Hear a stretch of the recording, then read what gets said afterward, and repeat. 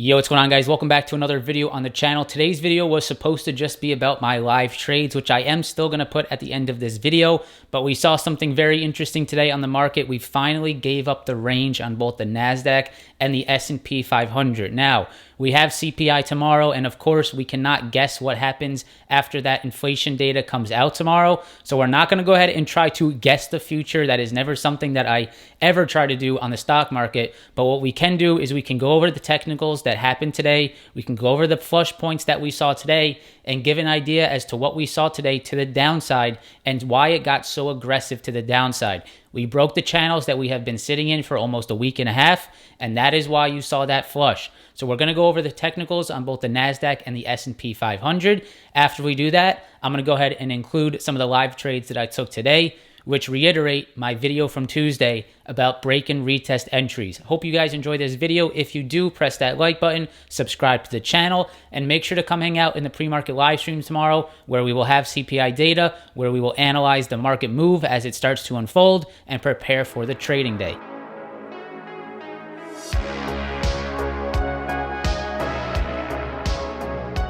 So guys, we're going to start this video off on the NASDAQ, then we'll go over the ES. On your screen right now is the NASDAQ, the /NQ, NASDAQ futures, and this is the hourly chart. And what you guys can clearly see today, we went ahead and gave up this demand zone that was sitting there for about a week and a half. Anywhere between 12,500 and 12,412, which is the low of Tuesday's trading day, was the area where we needed to see the market hold.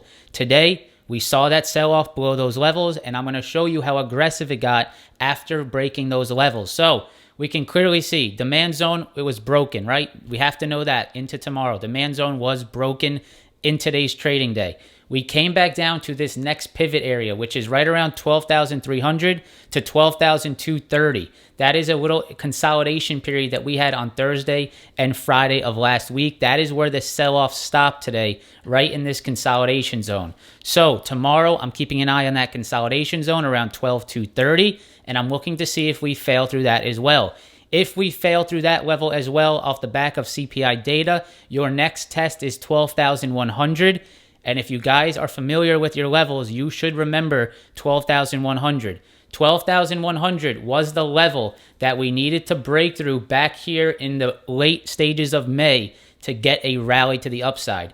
12,1 was the level that we broke to have a rally to the upside. Now, you can see we are coming back, and maybe we are potentially coming to retest that level tomorrow. So 12-1 would be the ultimate downside move that I think you could see tomorrow if the market gets weak again. 12-1 retest of that breakout from late May is the next level that I will be watching. Now, what I want to do is I want to go to the 1 minute chart, guys, and I want to show you how aggressive this market got when it started to break through this demand zone. So the first area that we needed to break today to see that flush begin was 12.5. 12.5, psychological, and a previous level of support. You guys can see after giving up that 12.5, things started to really unfold. The next level was Wednesday's lows, and that was 12,412. You can see we came through it. We went to retest that level on the intraday right around 3:20 p.m. Eastern time. We came back up to retest that 412, and what you guys can see is that we turned that 412 Wednesday's low into resistance. Here you can see we tried to get back above, we failed it intraday, and that was your next leg lower. You can see the sell-off stopped right around that 12,250, 12,230 level, which is the consolidation I just showed you. That is your next level to watch. If CPI brings more downside, breaks that level, you're looking at 12.1. If you get any upside tomorrow off CPI, which is obviously possible as well, you should be looking for us to reject this demand zone. So if we get any upside into tomorrow on the NASDAQ, you should be looking at the demand zone that we just broke, and you should be looking to see if we are able to get back above it or if we reject it once again. So let's make sure to watch those levels: 12,412, 12,500. We have 12,230, which is the consolidation where we stopped the sell-off, and then 12,100. Have these levels on your chart tomorrow. If you come to the pre-market live stream, I will reiterate these levels for you. If you come prepare yourself in the morning, these are the levels that I'm watching. The last thing I want to show you is the daily chart. I want to give you a longer term look at what I think is happening on this market. Of course, with CPI, it could be a little bit questionable. I'm never going to try to guess what happens through an economic data event like that. But if I had to look at this market on a longer term analysis, what I think you are trying to see, or what I think you are starting to see on this market, is nothing but a bear market rally with the market ready to sell off once again. You guys can see we had a slip through this previous low, 12,900, 13,000. You came back to retest that level. You couldn't get through it. You guys saw all the rejections this week at this level, right? You can see we rejected that level. And if I was looking at this daily chart, my first thought process here would be this is nothing but a break, a retest, a little bear market rally to the upside, and another downside move incoming. Of course, CPI data could change all of that around, so I'm not saying that with any type of certainty. But if you just look at this chart and you look at where the technicals failed at this previous support, turning it into a very clear resistance, to me, this looks like another rollover in the making. So that's the NASDAQ. That is what I'm looking at. Let's go ahead and jump into the ES. Go to the hourly chart, and I'm going to show you, you can clearly see the channel that was broken today. So you can see right here, guys, we just couldn't get above that 4,200. We channeled for about a week and a half, and today we needed to hold 4070. That was the key level coming into today, 4070. So 407 on the SPY. You can see we held there previously, 1, 2, and 3. And you can see today that we flushed right under it and got very aggressive after that flush. We also had this next consolidation level right here around 4,040 or 404 on the SPY. And you can see we flushed right through that as well. So the next level that I'm eyeing here on the SPY is 4,000 psychological, which is right here. And then the next level that I'll be watching is at these previous highs where we broke out of, which is right around 3960. So today, if we go to the 1 minute chart, I'm going to show you how aggressive this got after breaking 407. You can see right here, guys, this is the 1 minute chart. 407 was the first demand level we needed to hold. And you can see we flushed through it. And ever since that break today at around 3 o'clock Eastern time, look at the aggressive sell-off that ensued. Right after that flush point, right after that 407, look how aggressive this market got after flushing below that demand. The next level that I just pointed out was this 4,040.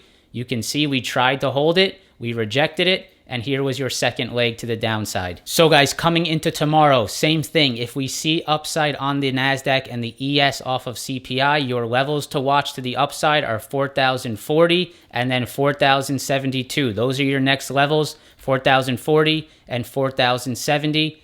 That would be a potential previous support into resistance. So you can see right here on the hourly, if we do get a bounce, look out for a potential rejection at 4,040. If we get further than that, look for a potential rejection at 4,070. Those are your levels to watch out on the ES. Clear channel break today. Felt like I needed to make this video to explain why this downside was so aggressive. You are breaking a flush point, and after that 4,070 break, which is right here, look at how aggressive that sell-off got. Now, on the daily chart, I want to show you the same analysis that I did on the NASDAQ.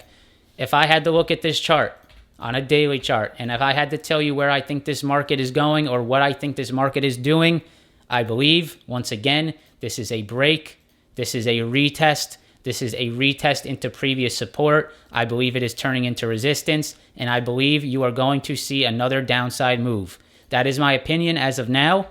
CPI data could change that, so I can't be too certain about it. But if you're looking at a chart right here, I think we can all agree that this is just a breakdown, a bear market rally back into previous support, and a rejection off that level. And it seems as though today gave us a little bit of insight as to what could come into the future depending on that CPI data we get tomorrow. So tomorrow, a very big day for the market. We have to see how it reacts. There's no reason to try to guess what happens. We have to wait for it to come out, wait to see what the price action is. If we get upside, we watch our previous support into resistance. If we get downside, we trade that downside. We look for the flushes under key levels. I hope this gives you some insight as to what happened today. Come into the pre-market live stream tomorrow where we will reiterate this analysis. We will look at what the CPI data is live, and we will see the reaction live. Now that I did that analysis for you guys, I want to go ahead and share with you my live trades from today. Both of them entries off of break and retests, the exact same strategy that I talked about in my Tuesday video. All right, guys, so I'm about to go ahead and pull up the live trades. What I'm going to do is I'm going to let these clips run raw so you can hear what I'm actually talking about in the Discord chat as I trade live. After we go ahead and hear how I talked about the trade live, I will go ahead and recap it with you, and then we'll go ahead and wrap up this video. So let's go ahead and run those live trades. I hope you guys do enjoy this and potentially learn something from the trades that I took today. Okay, watching this Tesla retest. Watching this Tesla retest.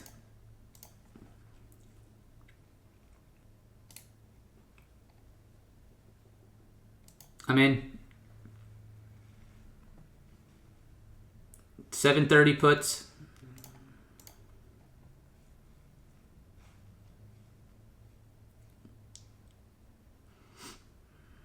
Stop over 740. All right, I'm taking one off on Tesla. Right there, I'm taking another. Got one left. Okay, NASDAQ's trying to bounce off 12.5. You might see a little bit of bounce here off 12.5. Be careful. You should be locking in profits as you get your move. All right, I'm out of that. Nice win on Tesla there. All right, guys, so you saw that first trade on Tesla. Now, the first trade on Tesla, I was looking for nothing but the break and retest of that key level from the pre-market. We got the break below that level. We came back to retested it, and I took my puts off that level. Now, why do I like that entry? Well, because first of all, it is starting to reject that pre-market level, which I believe will cause downside. And second, it makes it very easy for me to stop out. If we get over that retest level, I'm out of that trade as soon as I was in it, and I'm taking my loss. Keeps me structured, gives me an idea of where to stop out, gives me a nice target to try to get in, makes my entry pretty easy to manage, and that is why I love trading the break and retest. So I did a good job of scaling out on that first trade. The win was not very big, unfortunately, because I did leave one contract on to try to get a runner. It did come back pretty aggressive. On a Thursday, those Tesla premiums are running pretty quick, so I did give back some profits on that last contract, as you guys saw. But I am happy with how I scaled out for the most part. That last contract is something I could have cleaned up a little bit. Ended up with a nice win, nothing major. But more important than that, the entry. Focusing on the entry, helping you guys find ways to get entries into these positions. That was the most important takeaway from that trade. Now, let's go ahead and run the trade that I took on Tesla to the upside. I'm in. It looks so good. The Tesla setup looks so good, man. I just needed to do it. NASDAQ now is trying to hold 12.6. You see those bottom wicks on NASDAQ? I like this a lot. All right, I'm scaling out a one on Tesla there on that push. Waiting for it to give me a reason to get out, which will be the 12.6 flush. 12.6 flush, I get out of my last Tesla call. Okay, I'm out. Nice. Nice trade. As you guys saw in that trade, I got in off the retest, scaled out as we started to move higher, and I was watching the NASDAQ as I was trading. The NASDAQ was starting to lose some steam. It was starting to break an important level, and that is why I went ahead and got out of that last contract on Tesla. Overall, both live trades, you saw the break and retest. That is what I'm trying to reiterate here. I'm trying to show you how crucial and how strong that break and retest can be if you are looking for entries, if you're trying to find a strategy to go ahead and trade. So guys, I hope you enjoyed both the analysis on the NASDAQ and the ES. I hope you enjoyed the two live trades. If you want to trade live with me every single day, the first link in the description is the Discord where you can come hang out, come learn from other traders, and hear me trade live every day. Thank you guys for stopping by and watching the video. Press the like button, subscribe, and make sure to come hang out in the pre-market live stream every single morning starting at 8 a.m.